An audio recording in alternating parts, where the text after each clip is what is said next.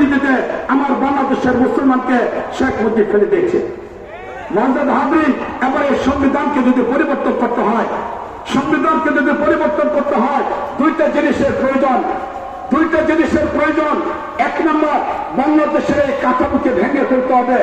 যদি বাংলাদেশের কাঠামোকে ভাঙ্গা যায়, যে কথাটা মৌলানা ভাসানী বলেছিলেন, আসাম আমার, ত্রিপুরা আমার, মিজোরাম আমার, এই কথাগুলোর মাধ্যমে সেই মৌলানার ভাসানীর সাথে মিলে আমি কথা বলতে চাই।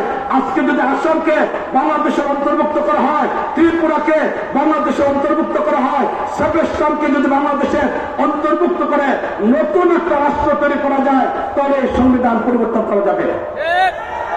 মহাজাদ হাজরিন, তাই সংবিধানকে পরিবর্তন না করলে ইসলাম নিয়ে দেশে চলা যাবে না, ইসলামের উপরে থাকা যাবে না। তাই নতুন করে সংবিধান তৈরি করার জন্য সাবেস্টান আমাদের প্রয়োজন। এর বিকল্প সংবিধান রচনা করা যাবে না। দ্বিতীয় নম্বর, গণবিপ্লবের মাধ্যমে সরকারের পরিবর্তন।